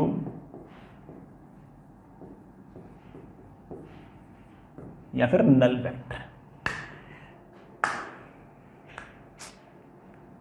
direction हमेशा कहां से कहां, इनिशियल पोजीशन से final position की तरफ, initial position से final position की तरफ. ठीक है बच्चों, आगे चलिए बेटा. नेक्स्ट हम वापस से बेटा एवरेज वेलोसिटी पर आएंगे, भी सवाल भी करेंगे. पहले एक बार एक थोड़ा सा और डिफाइन कर देता हूं. नेक्स्ट इज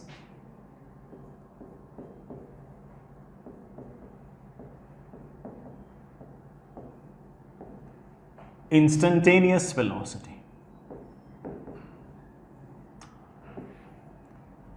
अगर कहीं पर सिर्फ वेलोसिटी शब्द यूज की गई है तो समझ जाना कि वो एवरेज वेलोसिटी की बात नहीं कर रहा है, वो इंस्टेंटेनियस वेलोसिटी की ही बात कर रहा है.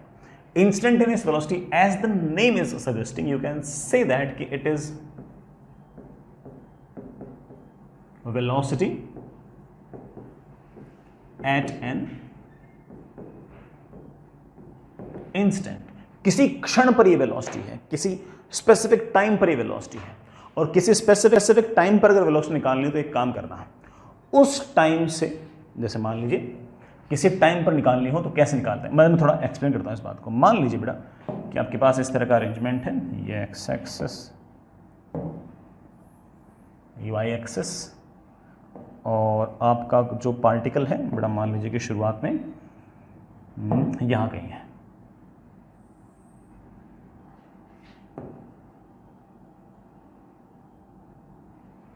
जो पार्टिकल की इनिशियल पोजीशन है बेटा मान लीजिए यहां कहीं है. ठीक है, किसी टाइम t पर ये वाला पार्टिकल यहां कहीं,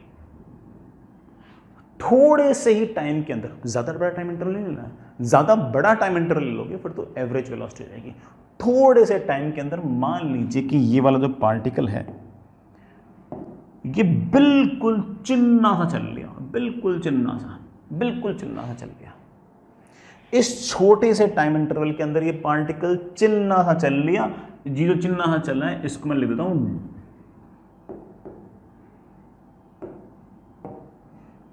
इस चिन्ना सा जो चला है इसको मैं लिख देता हूं चिन्ना सा डिस्प्लेसमेंट ds वेक्टर.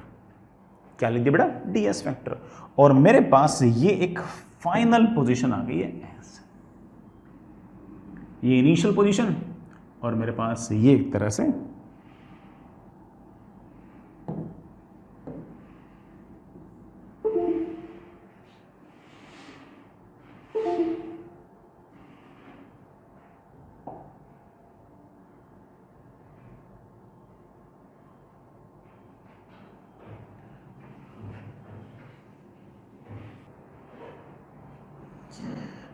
हाँ बेटा. नाउ टी टाइम पर पार्टिकल यहां था, t प्लस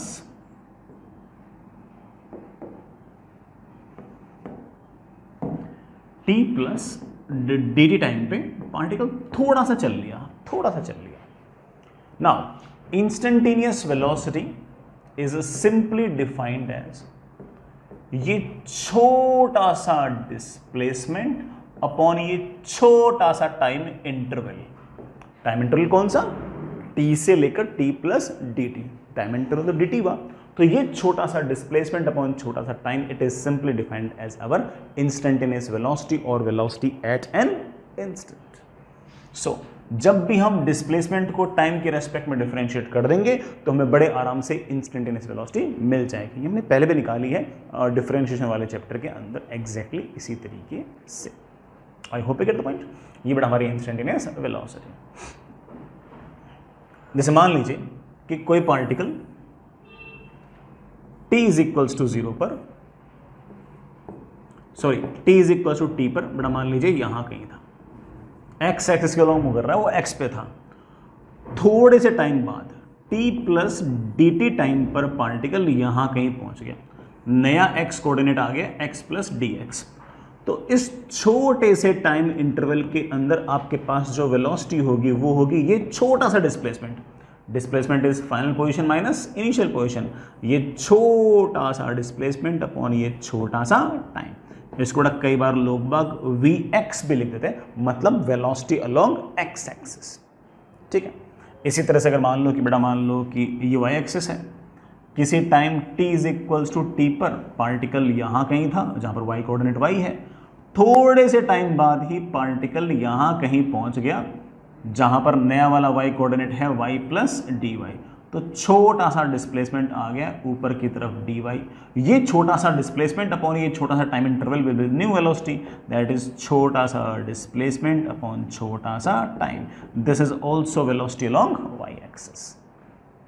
इसको वेलोसिटी अलोंग y एक्सिस भी कह सकते हो। तो सिंपली बेटा क्या करना है, जो भी आपका डिस्प्लेसमेंट है, जो भी आपकी पोजीशन है, उसको आप बड़े आराम से टाइम के रेस्पेक्ट में डिफरेंशिएट करके वेलोसिटी निकाल सकते हो, लिख सकते हो। End of course it is velocity at an instant. ये बेटा हम बहुत ही छोटे टाइम इंटरवल के लिए डिफाइन करते हैं। सबसे इंपॉर्टेंट चीज है इसकी डायरेक्शन। बाकी सारी बातें बेटा वही है, वही यूनिट है मीटर पर सेकेंड, वही डायमेंशन है LT-1। मैं लिख भी देता हूं, यूनिट क्या होगी मीटर पर सेकेंड, डायमेंशन बड़ा क्या होगी LT-1। वेक्टर तो बड़ा है ही है। अच्छा वेक्टर है तो डायरेक्शन बताओ। डायरेक्शन ये हमेशा होगी पाथ के टेंजेंशियल। क्या होगी बेटा, पाथ के tangential. It is always tangential to path. जो भी हमारा पाथ है उसके टेंजेंशियल होगी। कैसे बेटा पाथ के टेंजेंशियल होगी, मैं डायग्राम से बना के बताऊं। मान लीजिए कोई पार्टिकल इस पाथ पे यूं जा रहा है, तो जब पार्टिकल यहां पर था तो उसके पास वेलोसिटी है u, इंस्टेंटेनियस वेलोसिटी। जब पार्टिकल यहां पर है तब बेटा उसके पास वेलोसिटी है u। जब बेटा पार्टिकल यहां कहीं पर है तब बेटा उसके पास वेलोसिटी है u। और हमेशा वेलोसिटी कैसे, पाथ के टेंजेंशियल, ऐसे हमेशा पाथ के टेंजेंशियल। ठीक है। जैसे मैं एक छोटा सा एग्जांपल और लेता हूं। मैं मान लो कि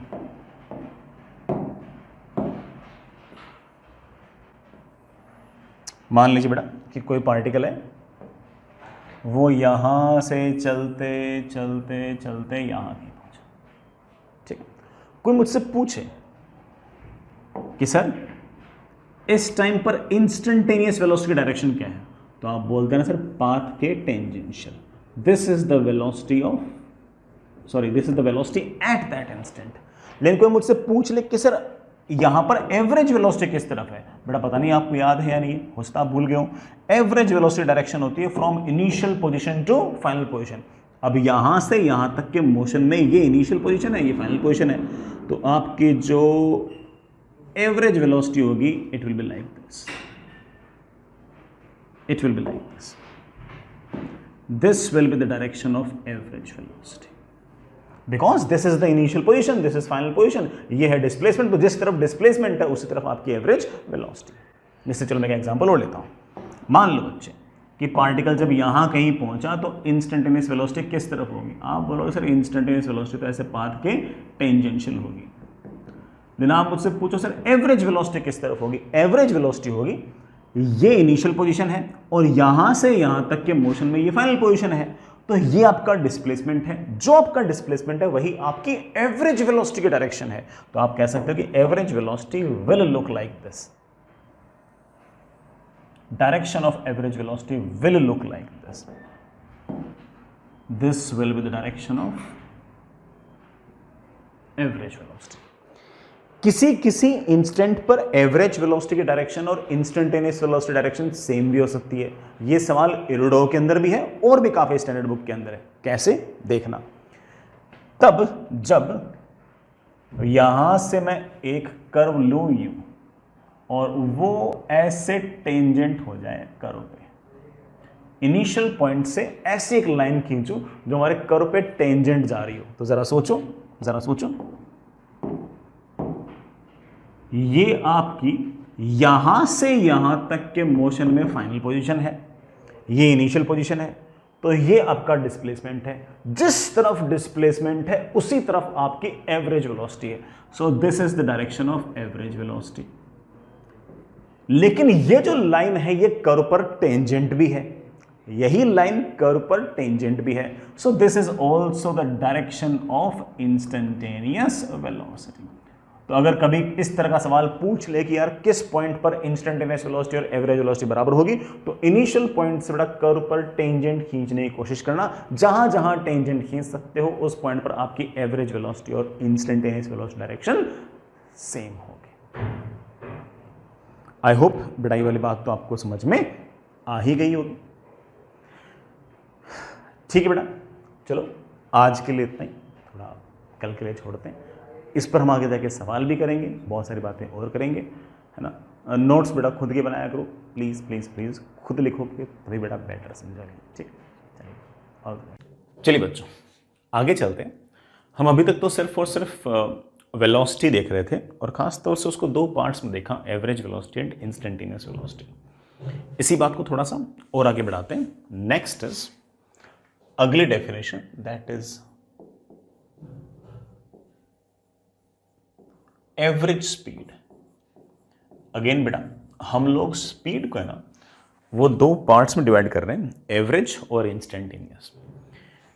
जैसे मान लीजिए कि आपका कोई पार्टिकल है, वो यहां से चलते चलते चलते चलते चलते चलते यहां पहुंचा, ठीक, ये आपका डिस्प्लेसमेंट है, ऑब्वियस बात है।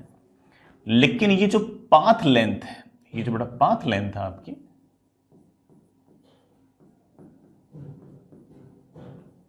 जिसे मैं एक बार के लिए डी लिख दूं, ये जो पाथ लेंथ है ये आपकी डिस्टेंस ट्रेवल्ड है। t इज इक्वल्स टू 0 से मैं यहां से चलना स्टार्ट हुआ और t is equals to delta T पर मैं यहां पहुंच गया। अगर कोई मुझसे एवरेज वेलोसिटी का मैग्नीट्यूड पूछेगा तो मैं s अपॉन डेल्टा टी कर दूंगा। लेकिन अगर मुझसे एवरेज स्पीड पूछी जाएगी तो मैं लिखूंगा that is distance travelled upon time taken. क्या बेटा? Distance travelled upon time taken. तो ऊपर आपके पास हमेशा डिस्टेंस आएगी, डिस्टेंस ट्रेवल्ड आएगी, और नीचे आपका ऑफ कोर्स टाइम टेकन आएगा।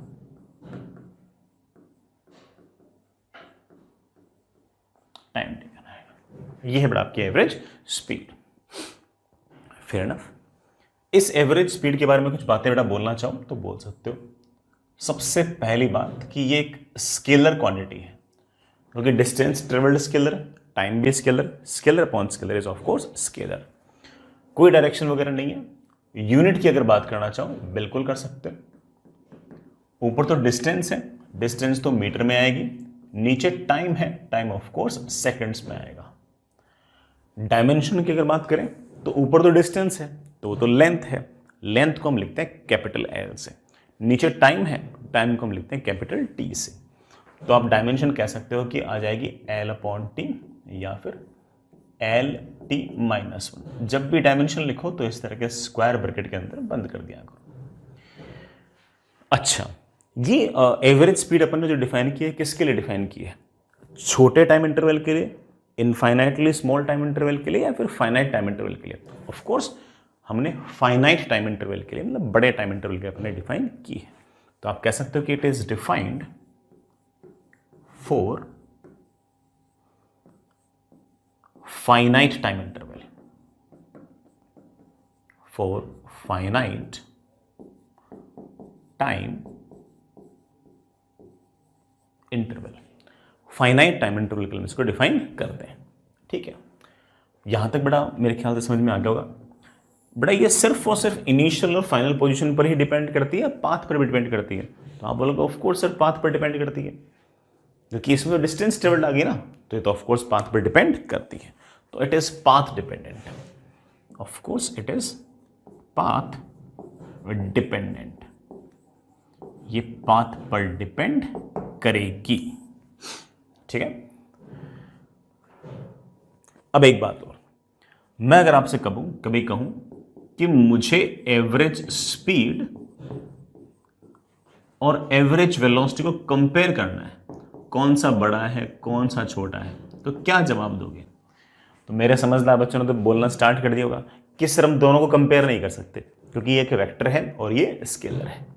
वेक्टर और स्केलर के बीच में कोई इक्वलिटी या फिर इनइक्वलिटी डिफाइन नहीं करते। हाँ, हम एवरेज वेलोसिटी के मैग्नीट्यूड को और एवरेज स्पीड को जरूर कंपेयर कर सकते हैं। दोनों में से कौन सा बड़ा होगा कौन सा छोटा होगा इसको डिस्कस कर लेते हैं।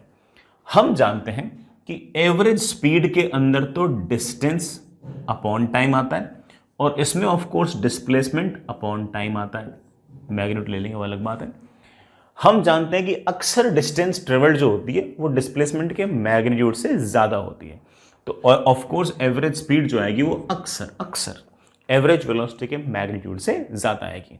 हाँ, कभी कभी कब, जब स्ट्रेट लाइन मोशन हो बिना मुड़े, उस केस में डिस्प्लेसमेंट का मैग्नीट्यूड और डिस्टेंस ट्रेवल्ड दोनों बराबर हो जाते हैं, और अगर ये दोनों बराबर हो जाएंगे तो एवरेज वेलोसिटी और एवरेज स्पीड और एवरेज वेलोसिटी का मैग्नीट्यूड बराबर हो जाएगा। तो आप कह सकते हो कि अक्सर आपकी एवरेज स्पीड बड़ी होगी। इक्वलिटी बड़ा सिर्फ हो सकता तब होगी व्हेन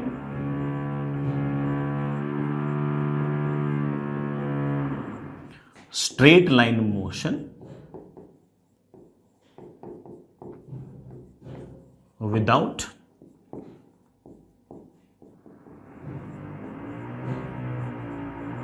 टर्निंग बैक, बिना मुड़े स्ट्रेट लाइन मोशन होगा, तभी आप कह सकते हो कि एवरेज स्पीड जो है वो एवरेज वेलोसिटी से के बराबर है। Straight line motion without turning back हुआ तो, अदरवाइज आपकी एवरेज स्पीड जो होगी हमेशा एवरेज वेलोसिटी के मैग्नीट्यूड से ज्यादा होगी।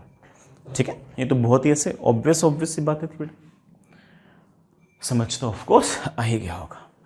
आगे चलते हैं बेटा। डायरेक्शन वायरेक्शन की बात हम कभी करेंगे ही नहीं, कभी नहीं करेंगे, सब फालतू बातें।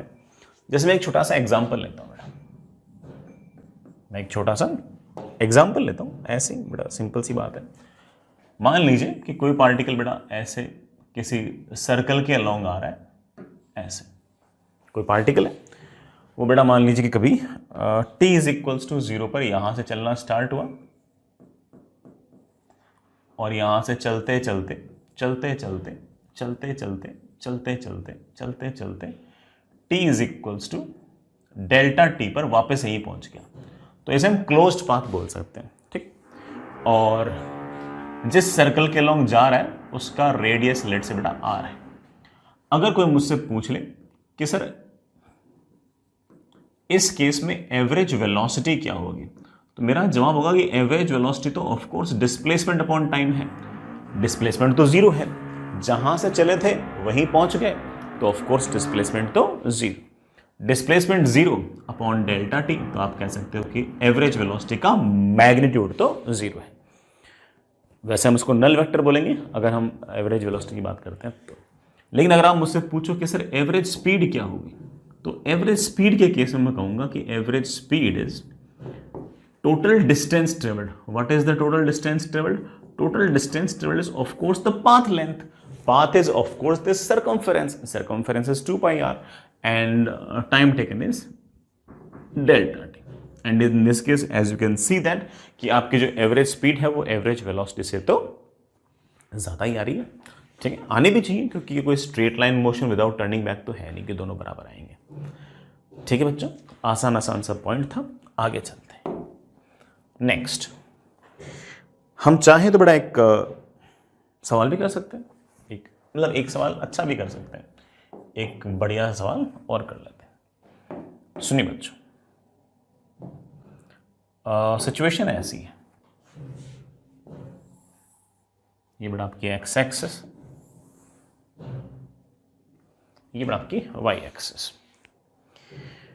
ठीक है बच्चों, अब एक पार्टिकल है, वो कैसे कैसे जा रहा है सुनिए इस बारे में। एक पार्टिकल है, वो कैसे कैसे जा रहा है उस बारे में सुनिएगा। पहले वो, मैं थोड़ा सा कलर चेंज कर दूं, पहले वो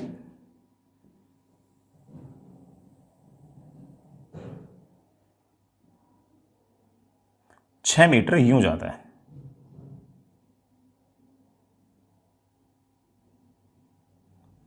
पहले बेटा 6 मीटर यूं जाता है, मैं लिख देता हूं उसको, दिस इज 6 मीटर्स।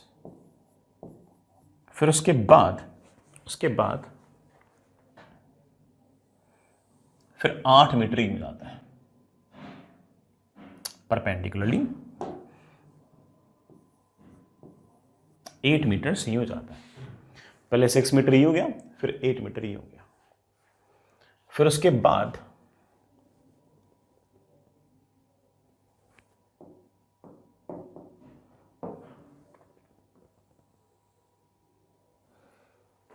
बाद इस एक्स एक्सिस के साथ कुछ एंगल बना के बड़ा यूं और चलता है अभी तो,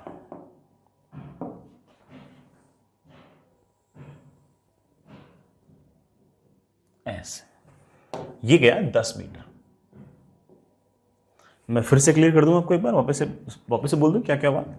पहले 6 मीटर यूं गया एक्स एक्सिस के अलोंग, फिर 8 मीटर यूं गया वाई एक्सिस के अलोंग, फिर 10 मीटर यूं गया एक्स एक्सिस के साथ एंगल 37 बनाते हुए, और फाइनली चलते चलते यहां पहुंच गया, फाइनली यहां पहुंच गया। ये एक तरह से इसकी इनिशियल पोजीशन है, ये बेटा ओरिजिन है इनिशियली यहां पर, ठीक है। छोटा सा सवाल है, बहुत भारी सवाल है। यहां से जब चला था तब टाइम हुआ था t इज इक्वल्स टू 0, और जब यहां पहुंच गया बड़ा तब टाइम हो गया आपका 6 सेकेंड्स। मैं नहीं बोल रहा हूं, सवाल के अंदर दिया हुआ है कि t is equals to 0 second पर चलना स्टार्ट हुआ, और बेटा t is equals to 7 seconds पे, 6 नहीं बेटा, इसको 7 कर लेना, 6 की बजाय 7 सेकेंड करना, t is equals to 7 seconds पर यहां पहुंच गया, ठीक है। छोटे छोटे सवाल आराम आराम से करना। सवाल इस तरह से, फाइंड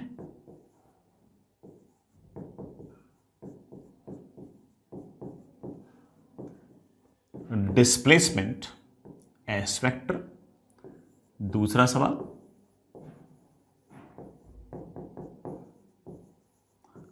मैग्नीट्यूड ऑफ डिस्प्लेसमेंट। तीसरा सवाल, average velocity. Fourth is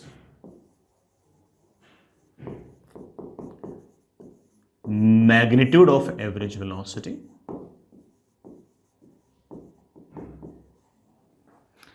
Sixth question,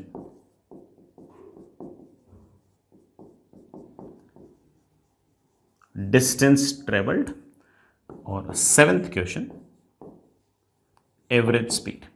हमारी जितनी डेफिनेशंस हमने आज तक पढ़ी हैं उन सब का एक बार हल्का फुल्का छोटा मोटा रिवीजन भी इस बहाने हो जाएगा। तो सुनिए, सबसे पहले मुझसे पूछा गया average displacement. Average displacement, sir बेटा डिस्प्लेसमेंट ऑफ कोर्स एक ऐसी वेक्टर क्वांटिटी है which is pointed from initial position to final position. ये इनिशियल पोजीशन है, ये फाइनल पोजीशन है, इन दोनों को जोड़ते हुए ये जो लाइन है ये हमारा डिस्प्लेसमेंट, ये हमारा डिस्प्लेसमेंट, ये बेटा हमारा डिस्प्लेसमेंट। सर ये कैसे निकालोगे? बड़ा निकाल लेंगे, कोई बहुत बड़ी मैथमेटिक्स भी नहीं है। ये डिस्टेंस 6 है, ये 8 है, अच्छी बात है, गौर कीजिएगा बेटा।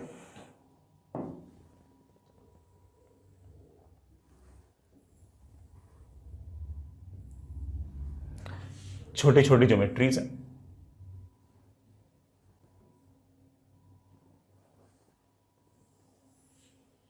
मैंने यहां पर परपेंडिकुलर खींच रखे हैं कुछ इस तरह से, ठीक है। सुनना बेटा, ये डिस्टेंस 10 है, तो ऑफ कोर्स ये डिस्टेंस आपके पास आएगी 10 का cos 37। बेटा ये 10 का cos 37 लिखने को दिक्कत तो नहीं है। cos 37 is base upon hypotenuse, hypotenuse बताओ तो बेस तो पता ही है। तो ये डिस्टेंस हमारे पास जाएगी 10 का sin 37। ये ऑफ कोर्स 8 आएगा, ये आपका 6 आएगा। अब देखना 6 ये है, 8 ये, इसी तरह से 8 ये है,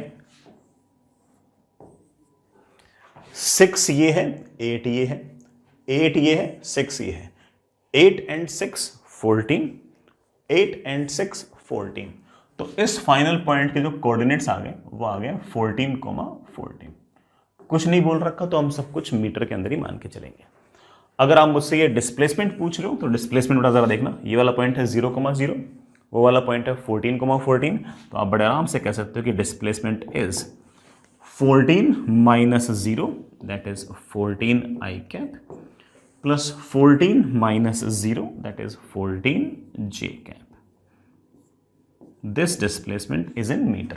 पहला सवाल तो हो गया। दूसरा मुझसे पूछ रखा है बताओ एवरेज वेलोसिटी क्या होगी। एवरेज वेलोसिटी होती है टोटल डिस्प्लेसमेंट, सॉरी दूसरा सवाल क्या है, मैग्नीट्यूड ऑफ डिस्प्लेसमेंट, सॉरी दूसरा सवाल है मैग्नीट्यूड ऑफ डिस्प्लेसमेंट। बेटा दूसरा सवाल है magnitude of displacement. Magnitude of displacement is root of 14 का स्क्वायर प्लस 14 का स्क्वायर दैट इज 14√2 मीटर। तीसरा सवाल मुझसे पूछा गया है बताओ एवरेज वेलोसिटी क्या है। Average velocity is of course total displacement upon total time. तो that comes out to be 14 I cap plus 14 J cap upon 7। ऊपर तो मीटर नीचे सेकेंड, तो आंसर आ गया 2 I cap plus 2 J cap, ऊपर मीटर नीचे सेकेंड। इसको हम मीटर पर सेकेंड भी कह सकते हैं। ठीक, हाँ बड़ा फोर्थ क्वेश्चन मुझसे पूछा गया magnitude of average velocity. Magnitude of average velocity 2 I cap plus 2 J cap का मैग्नीट्यूड क्या होगा। आप बोलोगे sir 2 I cap plus 2 J cap का मैग्नीट्यूड होगा 2 का स्क्वायर प्लस 2 का square that comes out to be 2√2 metre per second.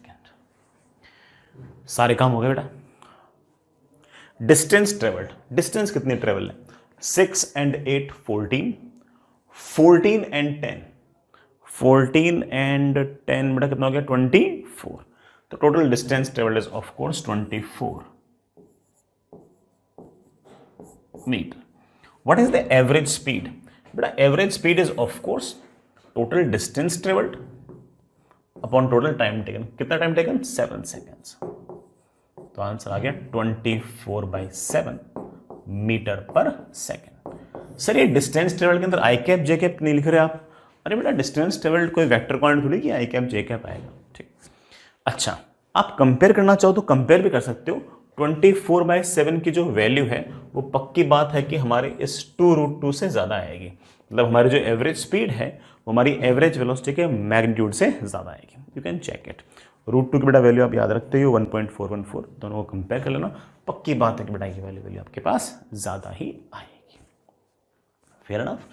अच्छा सवाल था सारे के सारे डेफिनेशंस को रिवाइज करने के लिए। चलिए आगे चलते हैं। नेक्स्ट इज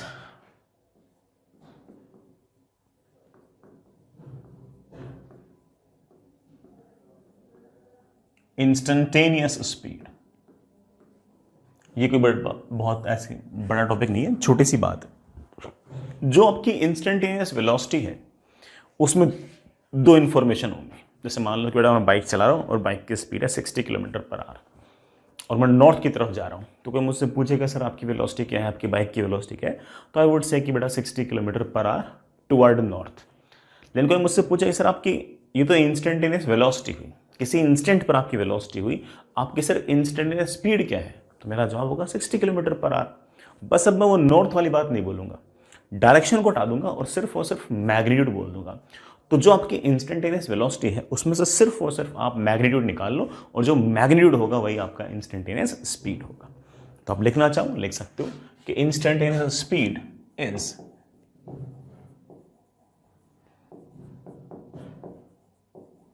मैग्नीट्यूड ऑफ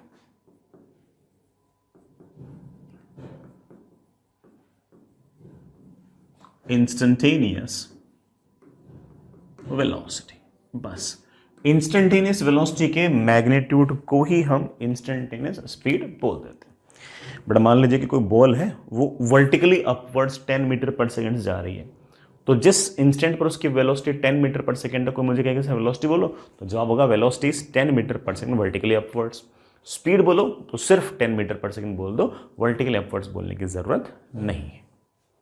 ठीक है, तो instantaneous speed is just magnitude of instantaneous velocity, nothing more than that.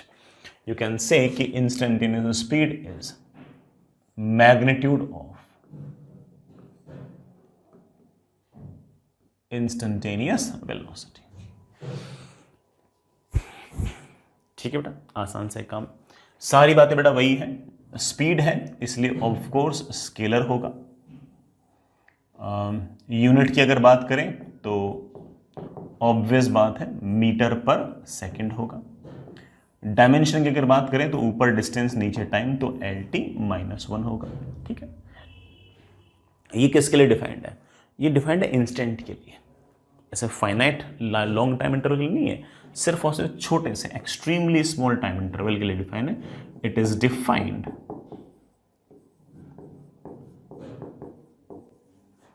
at an instant।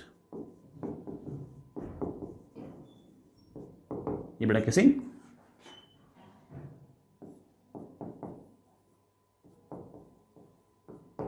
Instant के लिए डिफाइंड है। ठीक, अच्छा एक बात और, हमें एक छोटी सी बात आनी चाहिए, हालांकि मुझे लगता है कि आपको आती है, कि किलोमीटर पर आवर को मीटर पर सेकंड में या फिर मीटर पर सेकंड को किलोमीटर पर आवर में कैसे कन्वर्ट करते हैं। वैसे आप लोग याद रखते हो, मैं भी कर दूं। बेटा मान लीजिए कि स्पीड जो है वो किलोमीटर पर आवर में दे रखी है, 1 किलोमीटर पर आवर में दे रखी है, इसको मीटर पर सेकंड में कन्वर्ट करना है।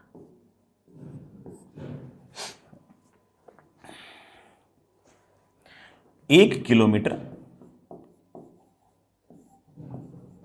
पर hour, 1 kilometre is of course 1000 metre. 1 hour, बड़ा 1 आवर में 60 मिनट्स, हर मिनट में 60 सेकेंड्स, तो आप कह सकते हो कि number of seconds will be 60 into 60। ये 2 0 0 0 गैप, मेरे पास आ गया 10 मीटर अपॉन 36 सेकेंड्स। तो आप इसे कह सकते हो कि that is 5/18 metre per second. अच्छा कन्वर्जन है, याद रख सकते हो। 1 किलोमीटर पर आवर जो है वो बेटा 5/18 मीटर पर सेकंड के बराबर है। हालांकि मैं इसको ऐसे याद रखता हूं कि इस 18 को ऊपर ले जाता हूं और मैं इसको इस तरह से याद रखता हूं कि 18 किलोमीटर पर आवर जो है वो 5 मीटर पर सेकंड के बराबर है। तो ऑफ कोर्स ये याद रख लूंगा, इससे मेरा काम चल जाएगा। सिर्फ इतना से याद रख लूंगा तो मेरा काम चल जाएगा। अच्छा, दोनों को डबल कर दो तो मैं कह सकता हूँ कि 36 किलोमीटर पर आवर जो है वो ऑफ कोर्स 10 मीटर्स पर सेकंड के बराबर है। दोनों को 3 टाइम्स कर दो तो मैं कह सकता हूँ कि 54 किलोमीटर पर आवर जो है वो 15 मीटर पर सेकंड के बराबर। अगर मैं दोनों को बड़ा 4 से मल्टीप्लाई कर दूंगा तो मैं कह सकता हूँ कि 72 किलोमीटर पर आवर जो है वो 20 मीटर पर सेकंड के बराबर है। दोनों को बड़ा अगर तुमने 5 से मल्टीप्लाई कर दिया तो 90 किलोमीटर पर आवर जो है वो 25 मीटर पर सेकंड के बराबर है। वो तो खैर तुम सारे के सारे कन्वर्ट कर लोगे। मेन चीज़ तो सिर्फ ये है कि 18 किलोमीटर पर आवर जो है वो 5 मीटर पर सेकंड के बराबर है। ये इन्फॉर्मेशन हमारे लिए काफ़ी है, बाकी तो हम इस पर बिल्डअप कर ही लेंगे।